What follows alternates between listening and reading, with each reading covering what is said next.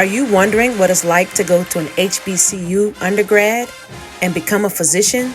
Well, today on the BMed podcast, I'm delighted to bring you the live recorded episode of the BMed podcast directly from North Carolina A&T State University. We had 4 amazing panelists: Dr. Jessica Young, who is a clinical assistant professor of pediatrics and the associate program director for the preventive medicine residency program at UNC. We were also joined by Malik Mitchell, a first-year medical student at UNC School of Medicine with a passion for addressing health disparities. Our next panelist was Dr. Endya Frye, who is an attending pediatrician at Greensboro Pediatricians, and she also teaches as an adjunct clinical professor with the UNC Chapel Hill School of Medicine MedExcel program. And finally, by Dr. Brandon Keith Mills, an emergency medicine physician and partner at Mount Airy Emergency Physicians. He also serves as the chief of the medical staff at Northern Regional Hospital. These amazing Aggie alumni shared their time with us on the first stop of the BMed Amplified Tour and shared all their tips and strategies on how to become a physician and ways to prepare as a pre-med. We had such a great time at A&T, and they were such great hosts. So be sure to subscribe to the Black Med Connect podcast channel and like this video. Now, let's jump right into the episode.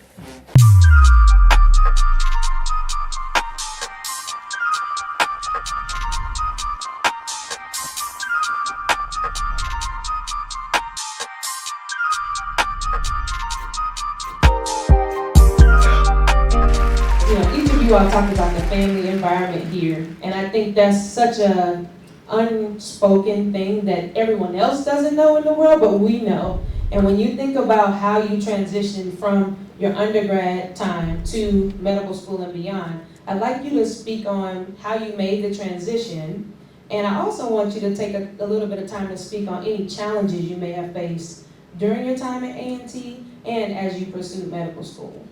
So Dr. Weiss, this question has morphed in my head while I've been sitting here thinking about it. So if I don't answer the question, you let me know, okay? Right. This is something I'm passionate about, so I'm just gonna kind of talk and cover a couple of things. So number one, being at A&T, I think the one main theme that I can take out of it is tenacity, right?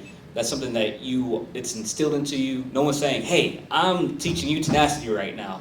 But through the challenges and through the things that you face, the nuances through your everyday activities here at A&T is something you're gaining whether you realize it or not.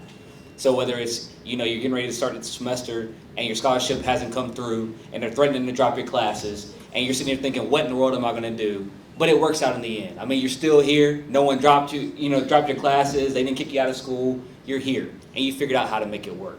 And that is a life lesson whether you realize it or not. And it's something that you're going to draw back on through your experiences here at A&T. And so a theme you've been hearing consistently from everyone is sacrifice, right? Everyone had to sacrifice something in order to get to where they are right now, to the place that they are currently. And so for me, I think that's one of the biggest hurdles I had was having to sacrifice my social life. I felt like, everybody else was going out and partying, every Thursday, Friday, Saturday. And for me, poor pitiful me, I had to pick one of those days to go out and party, you know what I mean, as opposed to all of them. So, you're making that sacrifice because you know what's greater. You know what you want to accomplish in the end. And so I think that's something that also is a theme that's going to manifest throughout the rest of your life. You're going to have to sacrifice when you get to medical school. You're going to have to sacrifice when you start a family. I mean, there's always going to be something that you're going to sacrifice your want for either your greater good or for something that you need or your family needs. And so I think that's something important to go ahead and learn early on. When we talk about challenges when I got to medical school, I'm very transparent. When I got to medical school, as far as black males are concerned, we're a dying breed in medicine. You look at the 1970s, and there were greater numbers of black males in medical school then than there are currently. And so when I got to medical school, it was a well-known fact that there was no black male in the recent history that had graduated medical school in 4 years. They had to repeat classes, they had to try things over again, some of them failed out completely. And so that was a daunting task to begin with. That was before I even stepped foot and took my first class there. And so, again, as Endya said, I had to get out of my own head.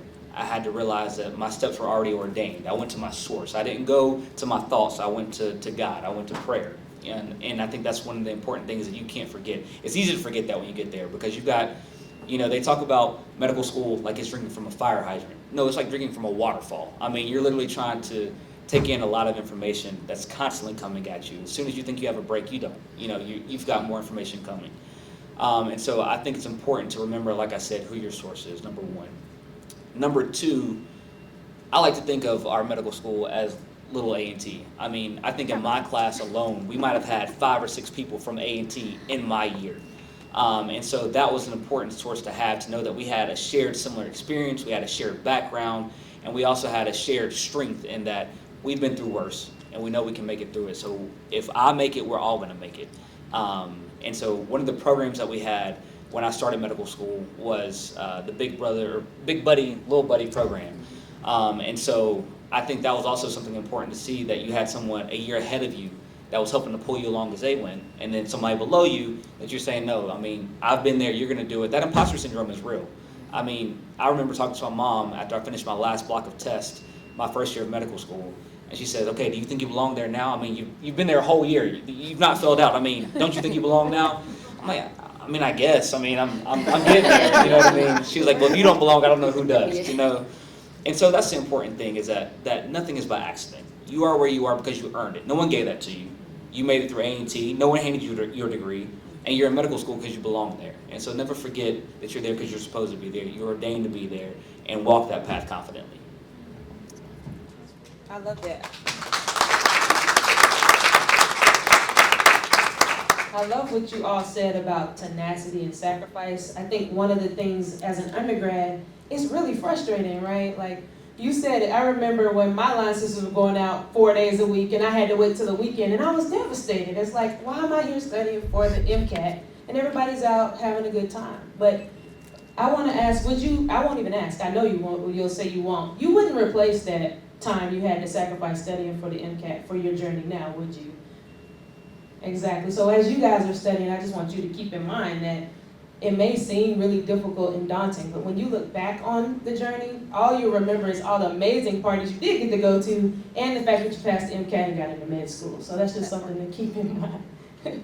And so you all have mentioned a lot about challenges and struggles and difficulty and the importance of family and community.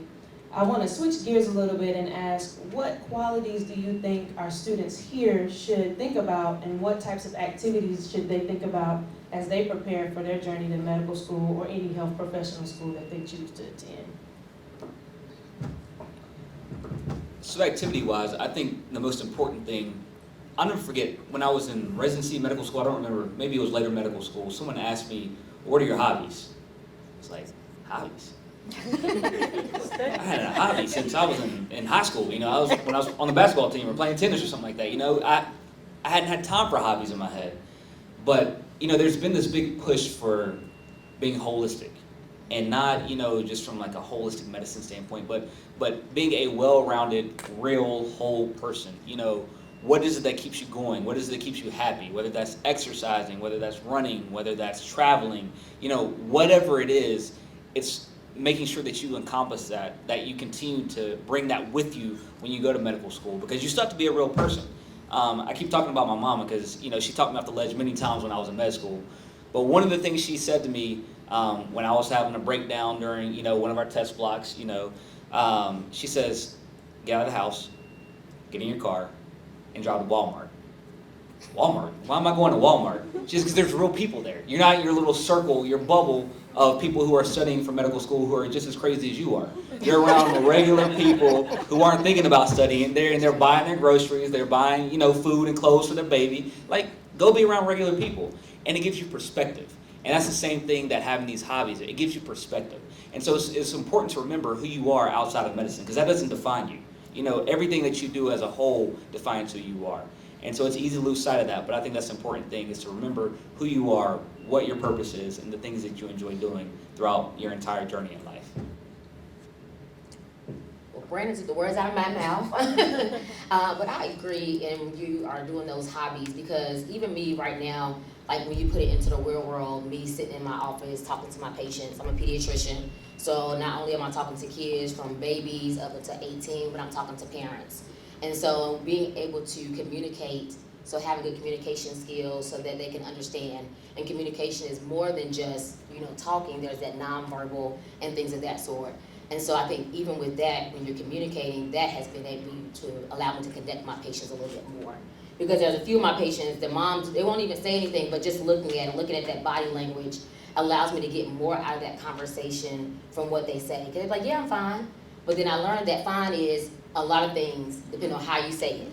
I'm sorry, you fine or really fine. So communication is good, that effectiveness, having your support group, having your family is a big thing. Because like Brandon said, your mom, or people who are like your family. So Brandon's my family, Jessica's my family, Jasmine's my family. I met her, work was it Zumba? Zumba club. So, I mean, all the different things that you go along and really taking care of yourself. Because if you don't take care of yourself, nobody else will. You can't take care of other people that's going along. And being honest with yourself during that time. Also, if you need to, having a therapist. You know, I was trying to debunk that stigma that having a therapist means that you're crazy, and even taking that word off. It's really being able to find those coping skills because you encounter things every day. How do we do this? How do we have that time that we can either meditate or pray, go back to your source, all those things that come along.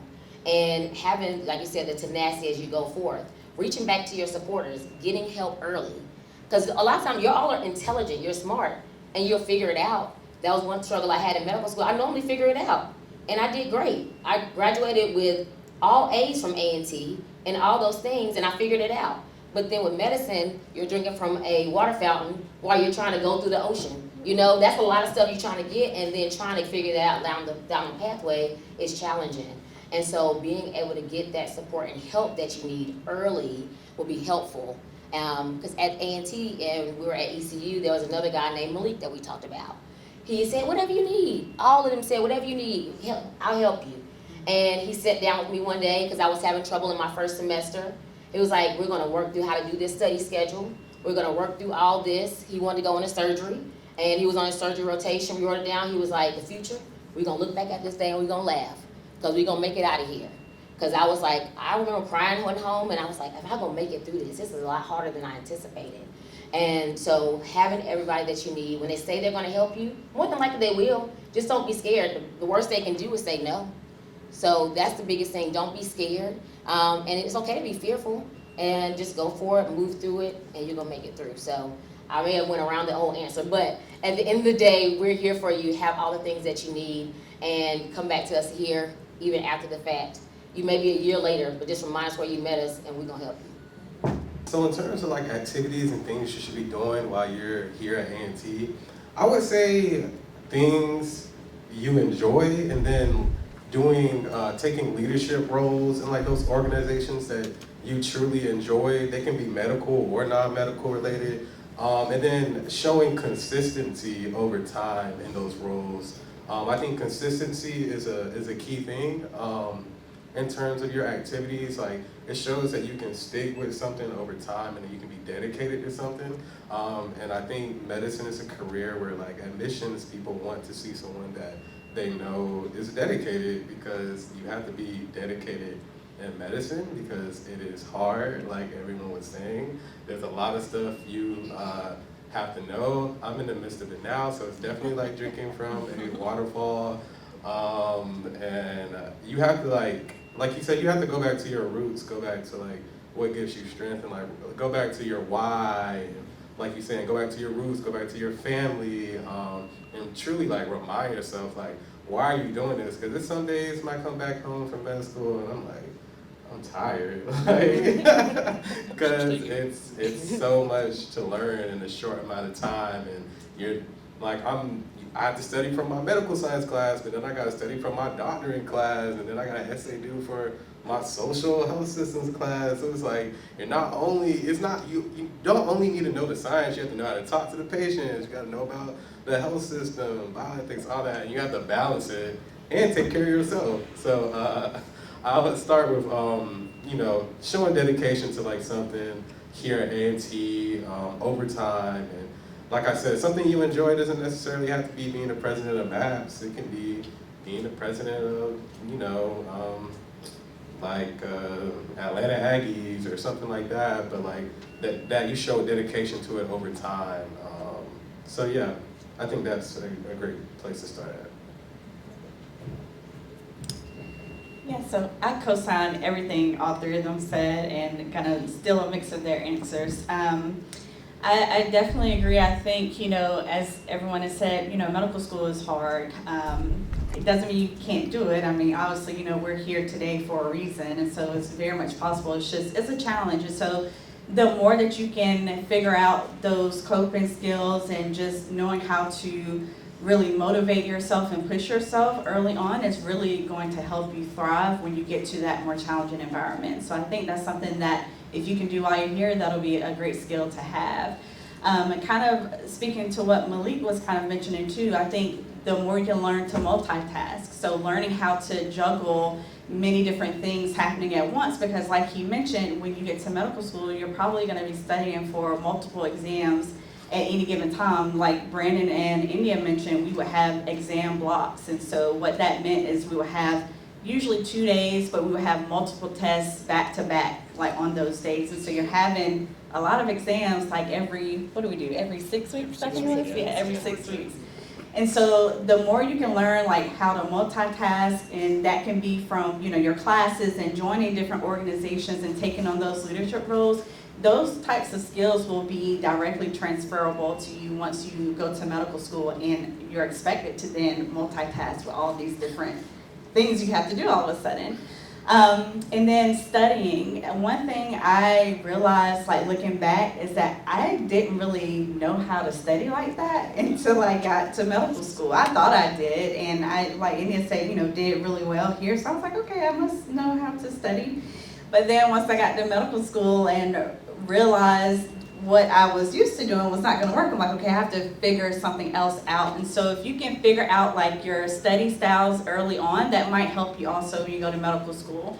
And so like for me, I'm a big visual learner. And so I learned that, okay, if I can like draw something out for me, if I can map it out, it's going to be easier for me to be able to easily pull that information forward when I need it, like in a test. And so I had to learn that through various different styles. And so for me, that was a little bit of a challenge when I first got to medical school, because I had to play around with these different kind of studying types before I figured out what really worked well for me. Some people worked or did really well in studying in group settings. Other people really needed that independent time. And so just thinking of little things like that, if you can figure that out before you go to medical school, that will definitely serve you well. And then the last thing I'll say is thinking about your team of mentorship and what that looks like. And I would encourage you all to have many different mentors. And so somebody like Malik, who is currently, in the grind in medical school, somebody like me, Endya or Brandon, who are already out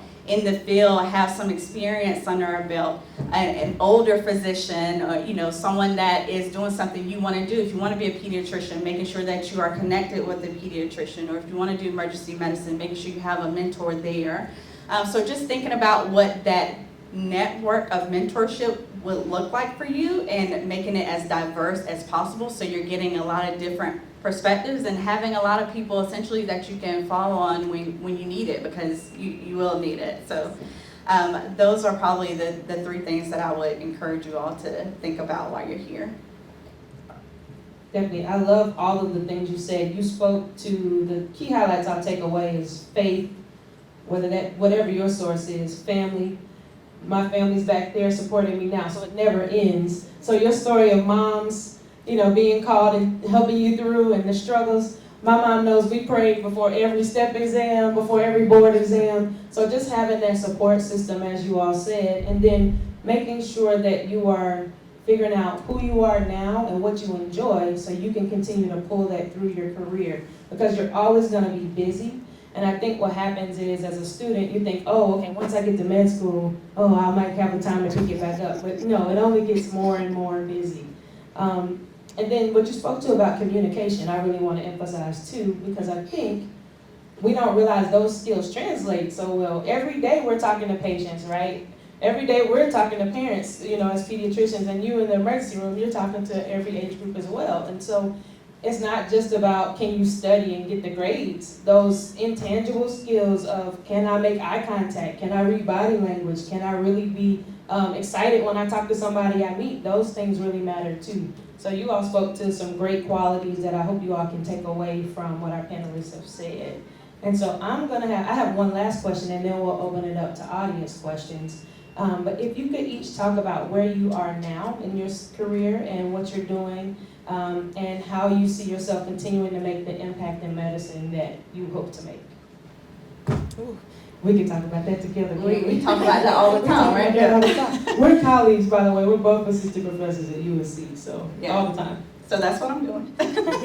I'm on faculty at UNC School of Medicine. As Dr. Weiss mentioned, I'm a pediatrician and preventive medicine physician, which a lot of people don't know what preventive medicine is, so I'd love to talk with you all about it if you're interested. Briefly, just to give you kind of an overview of what that is. It's a specialty of medicine that essentially treats like populations as patients, and so you get to do a lot more public health minded practice. And so if that's something you're really interested in, I would love to talk with you about it because not a lot of people know about that field. But I'm, again, on faculty at UNC, and I do a lot of different things. I won't bore you all with that because I literally could spend an hour talking about all the things I do. But I do a mix of a lot of different jobs. I'm seeing my own patients in clinic. I'm also supervising our resident physicians in clinic and teaching them as well. Do some teaching here and there with the medical school students, and then other students that's just looking for kind of mentorship in medicine. I do a lot, with my preventive medicine background, a lot of public health work, and so I work with the state health department on some projects. I do a lot of kind of physician education where I get to essentially virtually travel to places all over the country to teach physician groups about things that they should be thinking about and how to better take care of their patients. As Dr. Weiss mentioned, I'm the Associate Program Director for our Preventive Medicine residency at UNC as well. So I do a lot of different things, are very rewarding, very busy. And I'm a mom and a wife, so I have a home life too. Like she said, it doesn't stop. It just, things just kind of add on, and you learn how to multitask and just kind of handle it with grace. But yeah, I would love to talk with anyone afterwards if you're interested about any of that. But yeah, do a lot of different things now, which is very rewarding and exactly what I wanted to do when I kind of thought about how I wanted my career to look. So I'm very happy to be where I am today. So I'm just beginning my medical journey. I'm a first year medical student at UNC. I currently serve as one of the co-presidents for the Student National Medical Association at UNC School of Medicine. I am a National Future Leadership Project Fellow at National SNMA, where I'm gaining skills, learning how to potentially be a leader at the regional and national level of SNMA. I'm a part of the Medical Education Scholarly Concentration at UNC, where I'm learning about how to pivot academic medicine from the perspective of a medical educator. I want to teach in the future and potentially do research at the intersection of medical education and public health. That's a little bit about me. I'm interested in anesthesiology currently, and I'll be doing research this summer at Mass Gen and Massachusetts General Hospital in anesthesiology and chronic pain management. That's a little bit about my journey, first year medical student, and happy to talk to anyone after the program about medical school and the transition to medical school and what it's like being a first year medical student, and answer any questions you have. So I'm currently in private practice at Greensboro Pediatricians.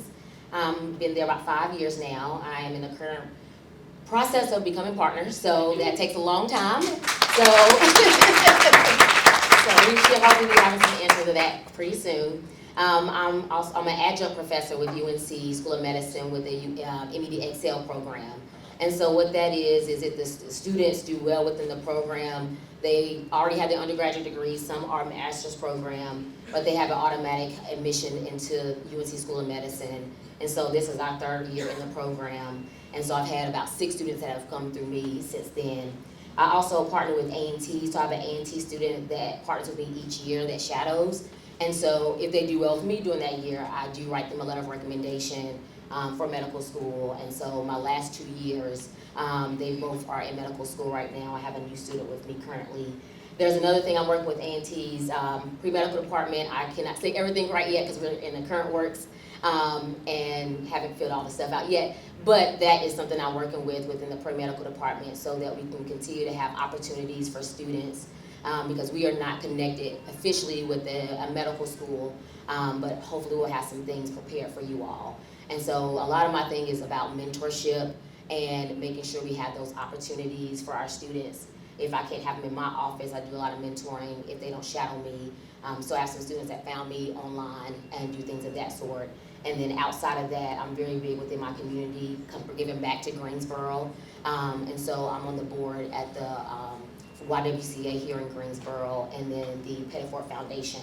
And so that's for lupus research and support within here and then Roxborough, North Carolina. And so I always say that in the sense of, I know that I have a part in medicine, but part of me being a pediatrician, especially primary care, is not just medicine. It is a way that you can teach. It's giving back into your community. It's also being a counselor. It's being a nutritionist. There's so many different facets of that preventative side of medicine that I want to see because we are building our future generations. And so that's where I see myself. Even though I'm here at Greensboro Pediatricians, my mom always says she doesn't see me just being a physician. And so I'm seeing that trickle in slowly over time because I know this is what I've been called to do. And so I'm hoping that my calling will be a light to others so that you can achieve what you've been called to do. So I'm currently a partner at Mount Airy Emergency Physicians, working with staff for a private company that staff the hospital in Mount Airy. I've been there for about 7 years. And I am the chief of staff there at the hospital as well. So as far as some of the medical decisions that are made, as I guess for the doctors and nurse practitioners and PAs on staff, we're kind of the governing body that helps to make some of those decisions. I'm also a father to 2 boys. That's probably my biggest, happiest, yet most stressful job that I have. And I'm also a proud husband to my wife who I met in medical school. So, you know, being active in the community, being active in the church, you know, trying to give my boys some of these same principles that we're talking to you guys about, that you guys I'm sure already have. You know, like I said, that's 2 full-time jobs there. So, but happy to help connect with any of you guys who have any questions, in any way that we can help. I mean, I'm sure I speak on behalf of all of us that we're happy to do it in any way that we can. I love that. I love that. So you guys I see claps, y'all. So at this time, we're gonna open it up to audience questions. And while you guys, you know, if you could stand up, say who you are, and say what year you are, and then ask your question. I just want to highlight the fact that there's a lot of diverse interests represented here, right? You heard private practice, you heard research, you heard preventive medicine and public health. For me, it's research, it's having an entrepreneurship bug, it's seeing patients, it's teaching. So you can do a lot of different things in medicine, and I want you all to start to think about that early as you go along your journey. So with that being said, does anybody have a question they'd like to ask? Hi, my name is Pagan Anibarechi. I'm a 3rd year pre-med mathematical student, and my question to you all is, you kind of touched on this with why you're interested in medicine, but I wanted to know, how did you know what specialty best suited you, and how did you know that you were interested in it? So when I started out, I wanted to go into pediatrics. The person who inspired me to go into medical school was my pediatrician. And so I thought for sure that's what I wanted to do. I got to medical school, I did my pediatrics rotation, and I said, I don't think this is for me. Like, you know, it's if you know me, I am outgoing, I am all over the place, my mind is racing, so I needed something that fit that same kind of mold, that same personality, and for me, it wasn't pediatrics. I enjoyed family medicine. That was my first rotation. I said, I think I want to be a family medicine physician. And the next thing I did was OB, and you got to do a little bit of the OR, you got to do a little bit of outpatient clinic. I said, I'm going to be an obstetrician. Then the next one was psych, and said, no, I'm not doing psych. And so I did internal medicine, I think, following that. And I was like, I like some caveats of internal medicine, some of the facets there. I could be a cardiologist, could be a gastroenterologist, I might want to do that. I did peds, and I said, I think I was actually more disappointed and hurt because that's why I went into medical school thinking I was going to be a pediatrician and realized it wasn't for me, which I think is just as valuable as figuring out what you do want to do. And I think the last rotation I did that year was surgery, and I enjoyed surgery. I said maybe this could be what I do. I think I sat down over the summer and I thought about it and I said, I'm not a morning person. I can't see myself waking up at 4 o'clock, having to be there for a 7 o'clock start, getting prepared for the day. So I said surgery's out of the door. Plus, all my patients are mostly asleep. I'm operating on them, and I like to talk, and I can't talk to my patients that are asleep. So I can see them in follow-up in clinic, but the patients you see in follow-up in clinic are probably not the ones that you want to take care of every day. So that's a whole other story. So then I had to sit down with our advisor and thought about, okay, what might fit me? And we came up with maybe anesthesia and maybe emergency medicine. And so we're coming down to the 11th hour where I should have already made a decision by now. And I did some away rotations in anesthesia and said I enjoyed it. I enjoyed the procedures. I enjoyed being busy and seeing different facets of medicine. However, it was that same kind of issue of early mornings, patients that are mostly asleep, and then being in a cold, secluded OR for the most of the time. So then I did emergency medicine, and I felt like I had found my calling. I had a little bit of OB, where I get to deliver babies. I had a little bit of the anesthesia, where I'm intubating patients, I'm starting central lines. I had a little bit of the family medicine component, in that I'm seeing patients of all age ranges, literally from birth to death, seeing a little bit of everyone. And I even got some of that psych in there, whether I asked for it or not. So I felt like I had all components of medicine wrapped up into one, with that same fast pace that I needed, that kept me guessing, kept me on my toes. And so I felt like emergency medicine ultimately found me, and so it was the right match for me. I think for me, I always wanted to be a pediatrician. That was like what kind of hit me at the beginning, but you don't really know until like you go through it. And so at my church, at a young age, they allowed me to be like the assistant youth director, and so it was over all the age groups. So I worked with the babies up until they were going off to the high school age. And so with that, I'm very bubbly. I like Brandon, I like to talk a lot. Me and him, if we're at conferences, he's there, I'm here, we never can get a picture because we're both talking to somebody. And so it allows me to be myself. I walk in rooms, I have had to learn to not bust in too many rooms at work because the kids make behind the door. But they allow me, I watch Disney movies, I sing, I keep to do that, and I really want to be, like, just be there with them when they're developing. Adults, I love you all, but you've already made your choice in your mind of what you will and will not do. I'm helping take care of my dad. Love him to death, but it takes a lot to deal with that older person.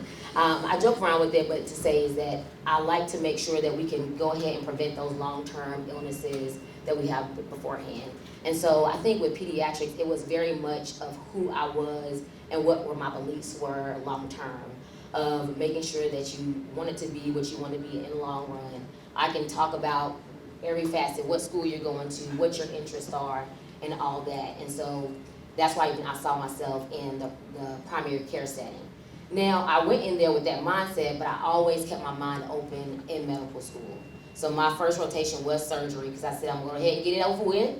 But it was exciting. I called my mentor, I said, we had call, and I stayed up for 24 hours, and I got to be in here, and she said, this too shall pass. And it did. But I don't want to give it 4 o'clock in the morning, but I enjoyed it. So each time I went, I saw a surgery resident who had a certain personality as me, was very bubbly and getting in there. Family medicine, I like to talk to everybody. My family would joke around and say, you would do well in a nursing home, because you go in there and have fun times with the older people. And so just keeping that open mind as you went there, and then as you delve in to see what is your passion, what can you see yourself getting up to do. Something Malik said, go back to your why. And I encourage you all, even record yourself now. Why do I want to be a doctor? Why am I here? And each step that you take, each phase that you go into, do another one, or whether it's writing it down, and remind yourself of those things. Because when you're in the thick of things, you can forget why you got to that place. And so I would say that's kind of how I kind of got to where I was. I had it in my mind, but it flourished and developed over time, because you don't really know much until you get into it. As Malik probably knows, it's like once you got in it, you're like, oh, this is truly what it is. And now you're like, okay, we're making it through. And so I think that's what you'll get. You'll have the mindset here, but once you get your feet rolling, you get in that ocean, you're treading water, you know, somebody throw that life jacket out and you say, this is the place that's pulling me in the closest. So I have not chosen a specialty yet because I'm still a first year. But I would like to say that it's good to keep your mind open, I feel like, especially when you're first starting at med school. Right now, I'm interested in anesthesiology, but who knows? I could change, you know, I'm flexible. So like, it's like, I'm not like super sold and fixated on anesthesiology because as you move, I'm in like the preclinical phase right now. So we're learning about all the different body systems, drugs, the pathology, the physiology, all that stuff. And I don't know, like certain blocks of things I never thought about. I'm like, well, I'm kind of good at this. Like, I never thought I would be interested in this. Like our pulmonology block, never ever thought about that. But I was like, this is kind of fun to me. Like, I kind of like this. So as you move through blocks, as you learn about things, or like my circulatory / cardiology block, I thought that was really cool too. And so as you move through things, learn more about different body systems, and then I'm not at this part yet. I'm sure my mind might change about some things, but when you get to your third year, like when you're in a hospital and you're actually like in the midst of those clinical settings and not just like hearing about it on a TV show or like watching a vlog about it on YouTube, but you're actually doing it. A lot of people I know, like they've changed their minds. Like I knew one of my friends, she wanted to go into neurosurgery, and then she went on her surgery rotation and she didn't like it, pretty much. And now she's thinking about neurology. And so like, you know, just keeping your mind open and, you know, while you're in medical school, I think is a good thing. But it's good to have something to think about or lean towards something, but still like keeping an open mind.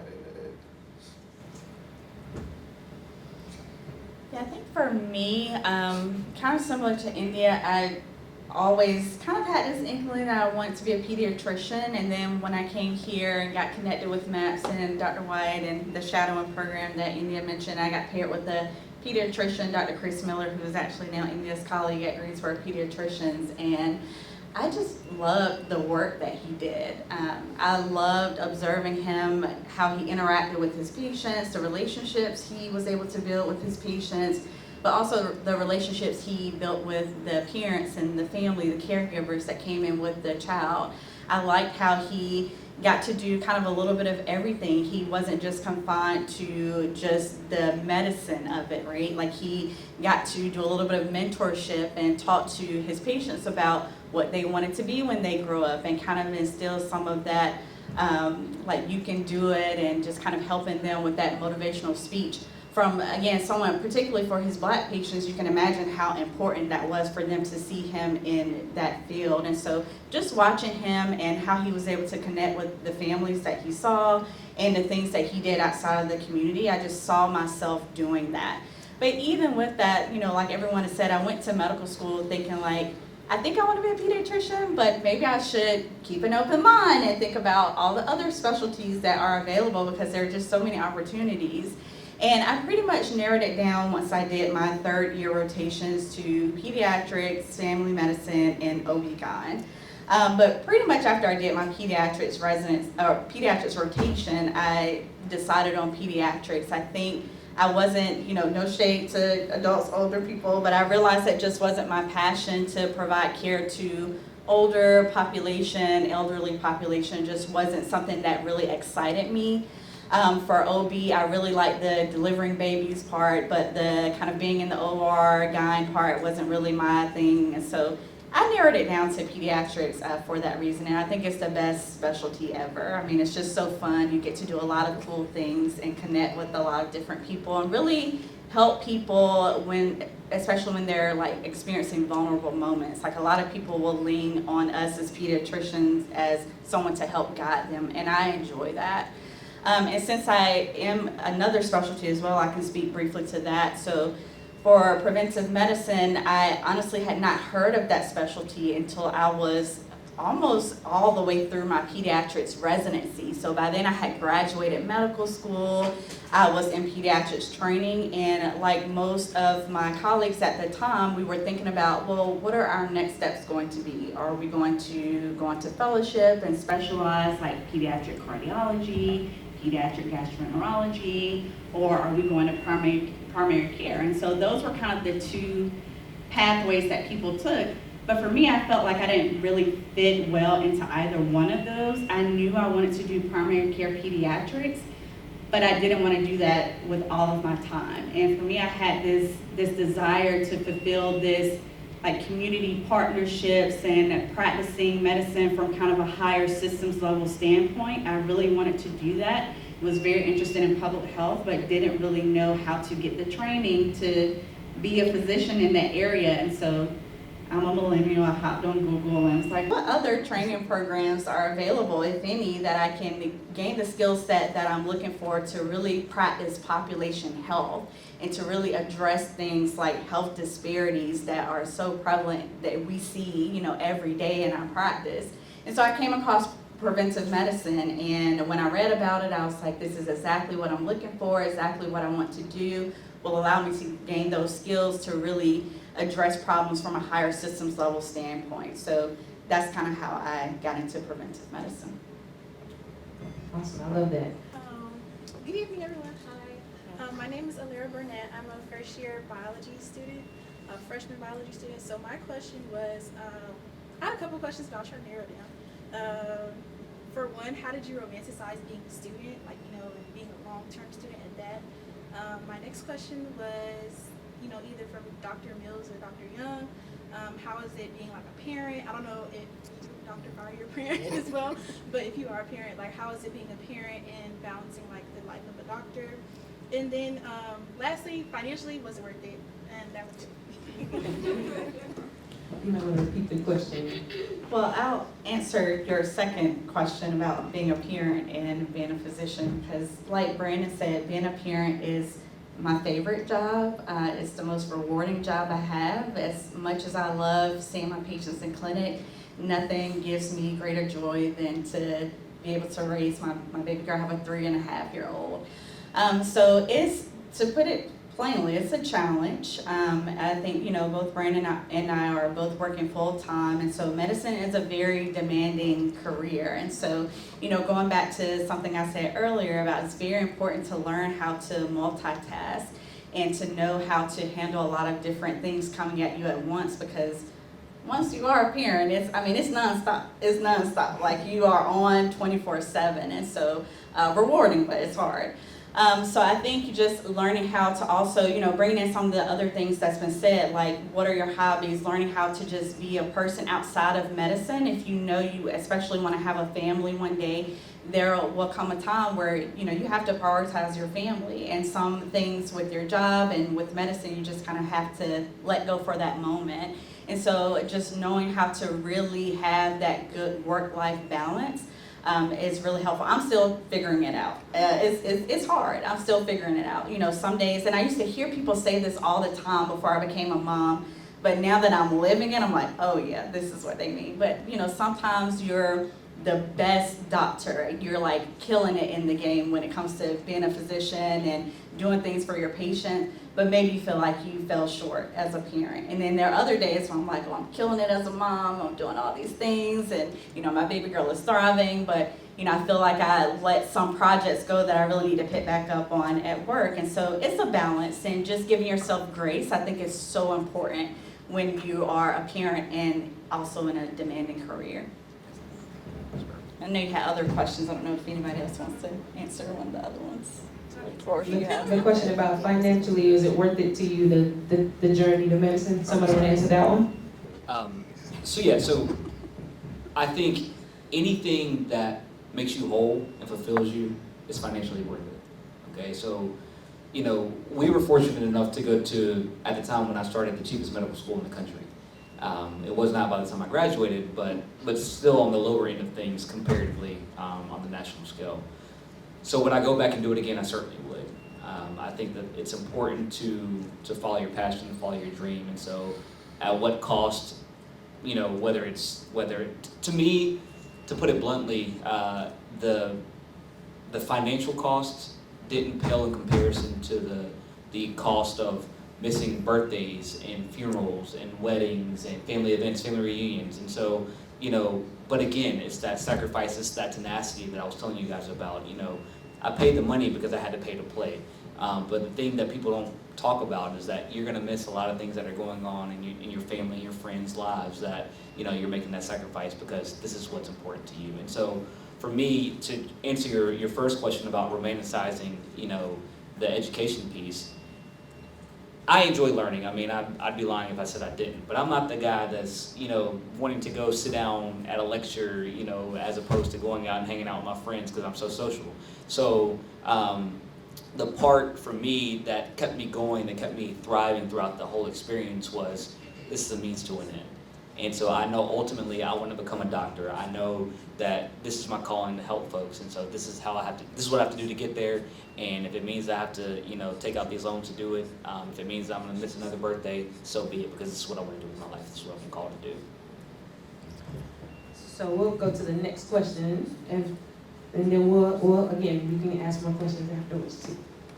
My name is Desiree Jimerson. I'm a first-year biology student, and I'm interested in the PhD med school route. And I was wondering, for the ones doing research, what is it like to balance between research and still being a physician to your best capacity?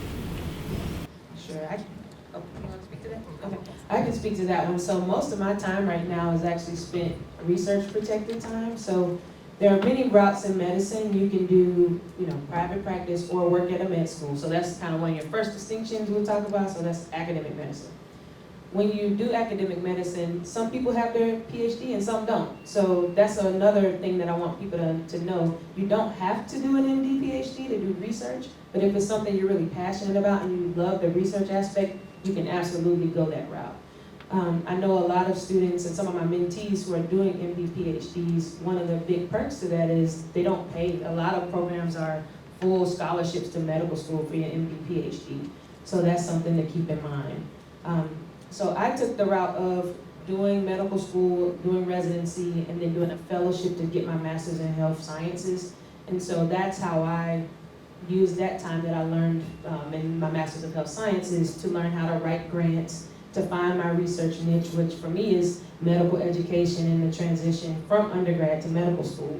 And I don't think a lot of people know that you don't have to work in a lab at all to do research. Some people do clinical research, and other people do medical education research like myself. So there's a lot of different avenues. I think you have to stay making sure that you're gonna get the grants that you need over time and making sure you find what you're passionate about and pursuing that, because that'll really keep you going and moving when you're trying to shape your research career as well. Hey, the BMed Amplified Tour is live on college campuses. Do you want us to come to your school? Let us know in the comments.